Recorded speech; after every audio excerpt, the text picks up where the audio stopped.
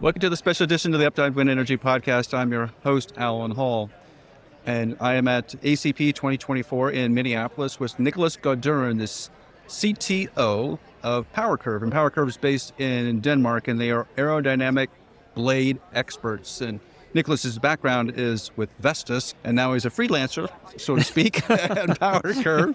And PowerCurve is where WeatherGuard goes for aerodynamic help. Yes. And a lot of other operators around the world reach out to PowerCurve. So we thought it'd be a good time to talk to Nicholas because of all of the repower activity in the United States and aerodynamic upgrades that should be happening on the ground. Yes.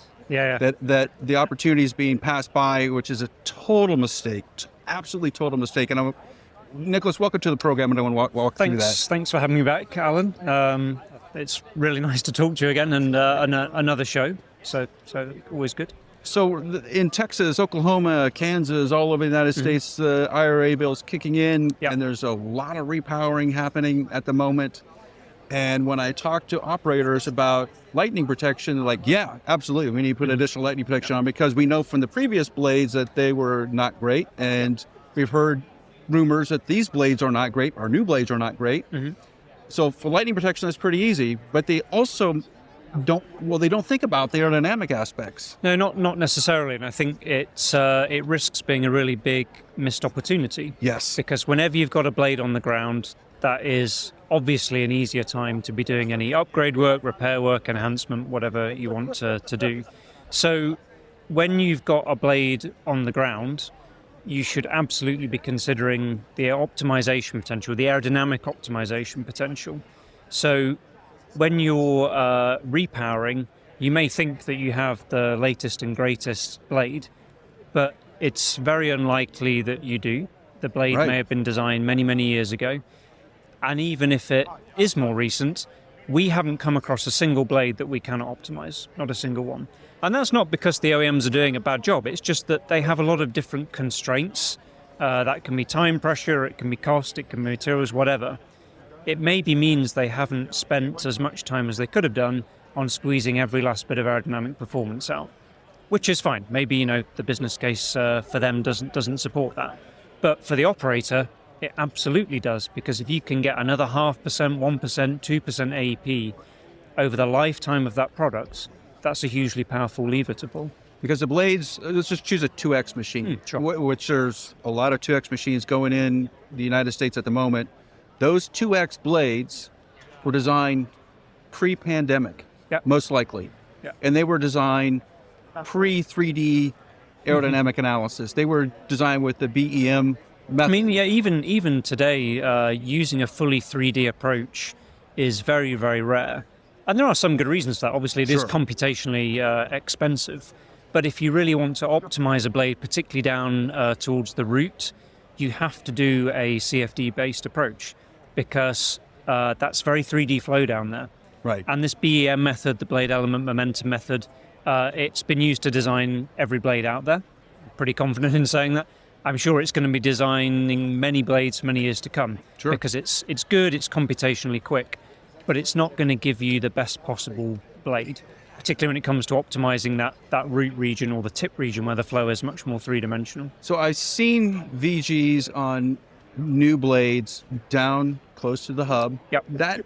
That's an option. It appears to be an option for some operators, and they'll do the ones near the hub because the aero efficiency there is so poor that's obvious. It is, yeah. I mean, kind of the aerofoils down towards the hub, they're basically cylinders. They're not the kind of thing you would expect to see on a flying device. Right. So they are playing a structural role. They have to be that thick to get enough material into the blade so it's stiff enough to withstand the loads. So it's a structurally constrained area of the blade.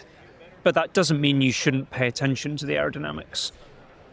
At the tip, you don't see many VGs being added on the ground or even on new blades just being offered. It seems like what happens is the OEMs come back a year or two later, then offer, hey, we got this aerodynamic upgrade. But at that point, it's kind of like too late because the business case is over. As soon as you got to get someone on a lift or someone on ropes, that's the wrong time. It's hard. You need to get more AEP, of course, to pay for it. So you really should think about vortex generators in kind of two families. You've got root region vortex generators, you've got tip region vortex generators. And the ones towards the root, I would say there's no reason that every blade shouldn't have them. They're a no-brainer. Right. And the reason I say that is because of these thick aerofoils. The thick aerofoils aren't going to perform particularly well. There's going to be stalled, three-dimensional flow in the root, and vortex generators can help mitigate some of that. So you're going to get some AP back. But of course, because it's near the root of the blade, there's not such a long moment arm. Even if you get loads more lift there, you can't just magic more torque. But you should put them there because it's an easy thing to do, and you'll get some more energy. Of course, they have to be in the right place, but we can help with them. Right.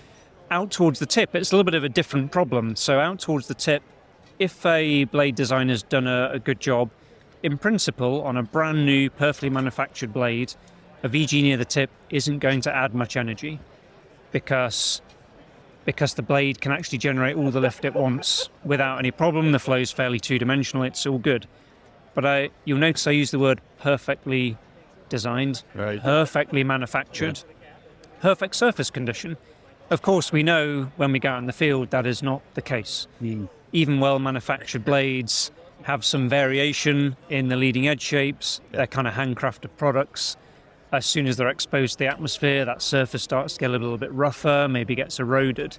And at that point, that's when the blade is actually going to lose AEP, because that leading edge damage or contamination, a roughening of the surface, all those kind of things, they lose your lift and they increase your drag. So vortex generators towards the tip, they really come into their own when you have this kind of suboptimal blade surface.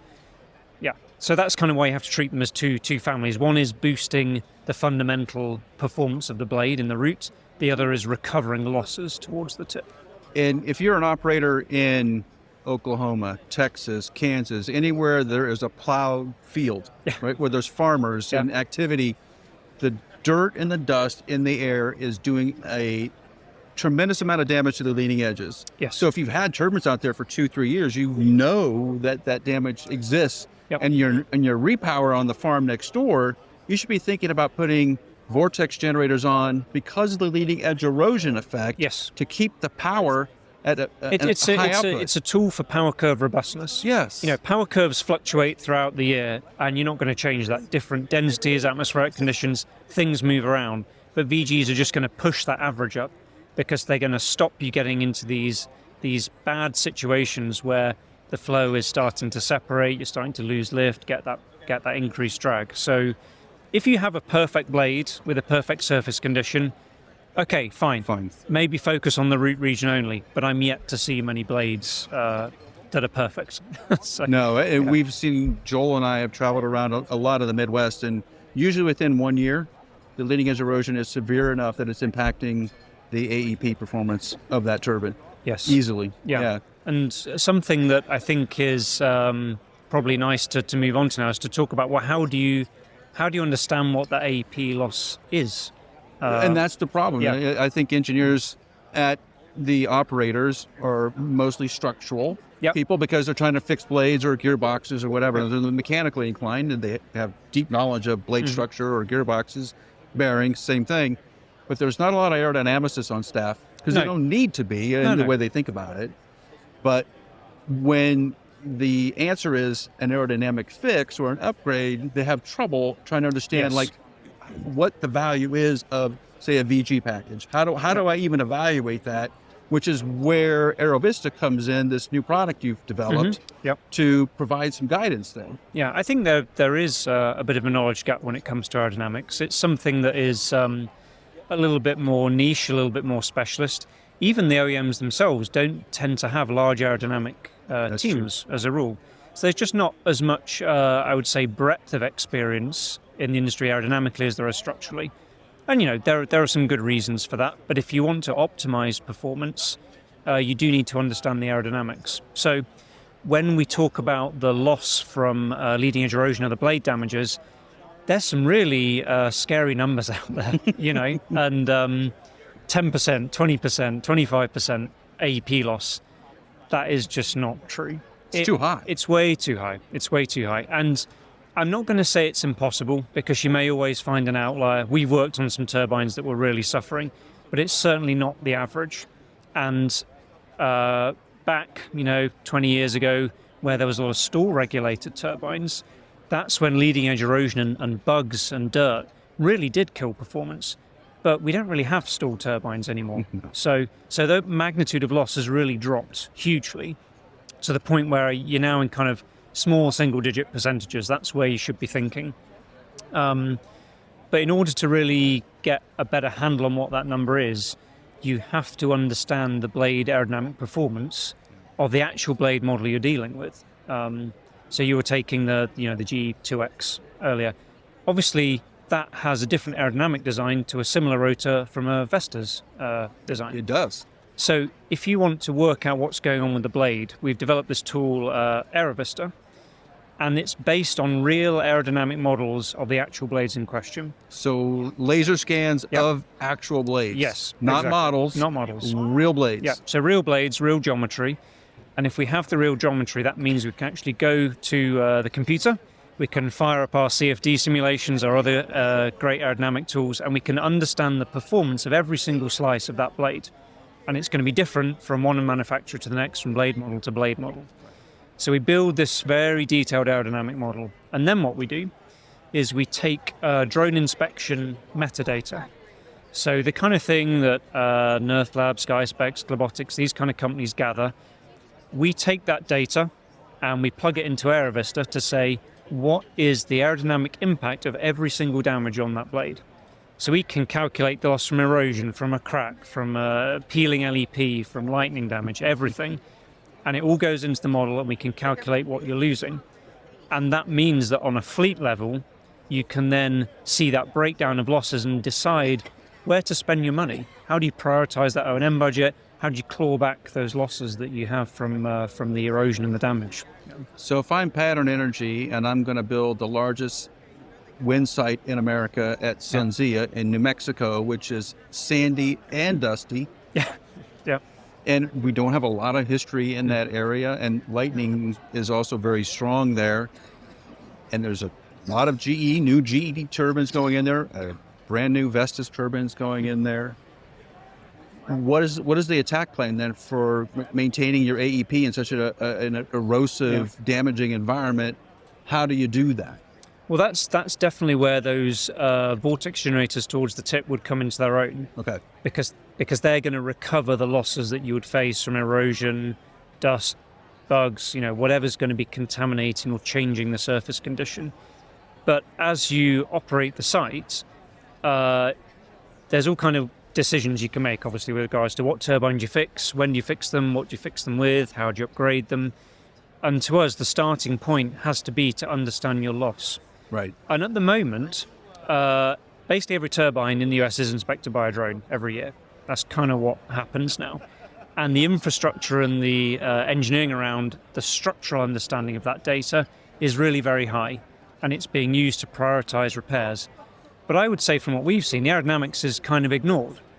Yes. So that doesn't really make sense to us, because if you're prioritizing work, you have to consider both the structural severity, sure, but also the financial severity, and that means AEP loss. So what AeroVista brings is that additional layer of data, that aerodynamic data layer, to put on top of the structure, so you can actually prioritize both on financial implication from AEP loss and structural severity. So we were talking to Phil Totaro recently about the average power output, sort of AEP, of older wind turbines in the United States versus the newer ones. And the newer ones have less power production. Interesting. Yeah, I mean, there's obviously lots of reasons that there's could be a ton the of reasons case. for it. Yeah, lots of reasons. Right? Yeah. Some of it has to do with the wind speeds that Sure. we've had more recently. However, it does start to ring true, like, okay, we have bigger rotor diameters, longer blades, Yeah. maybe a little bit higher tip speeds. They're putting it in places where we Yep. have a lot of erosion. Yeah.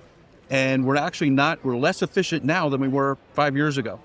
Quite possibly. And as an engineer, as an aerodynamicist, it's kind of interesting to look at this, because if you look at the aerodynamic efficiency, like that CP, that coefficient of power of a turbine, it probably has on average declined over the years. even at a design level, but that's more because we've been pushing towards bigger rotors. And, a lot of the reason why the CP will have decreased on a design level is you have to use thicker aerofoils to enable bigger blades because you have this structural constraint. So that's an interesting trend. So, when I worked at Vestas, it was kind of funny. We should work on these new big rotors, V120, V136, and you maybe couldn't get the same aerodynamic performance coefficient you had in a V47. But, of course, the amount of energy that big rotor produces dwarfs a V47. Sure. Oh, yeah. So on a design level, there's kind of good reason why that ultimate aerodynamic performance may have dropped. But on a fleet level, on a national level, things like erosion may well be playing a role. Certainly, we're finding with the work we're doing with DTU on the LearCap projects. This is a collaborative project being run in Denmark between DTU and OEMs and PowerCurve. We're seeing that rainfall, erosion, it does get worse with tip speed.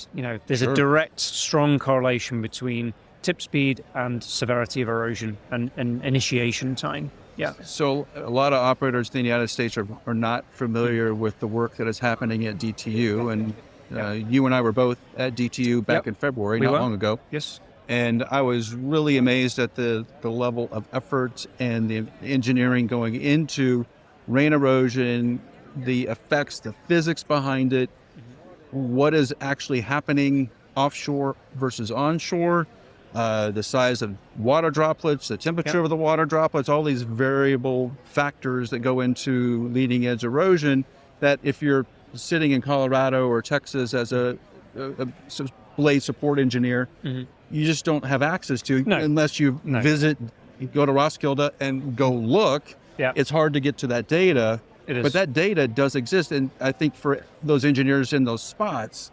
it's important to reach out to Nicholas and PowerCurve to get updated on what is happening. Absolutely, and I think a lot of what we do, as part of our sales process, is an education, because what we're dealing with is not easy engineering, and there's only so far you can kind of reduce the technical level of an explanation before it kind of becomes a bit meaningless. Right. So, part of our job, and I'm sure it's the same at WeatherGuard, you do have to educate on some of the fundamental engineering concepts behind what we're fixing.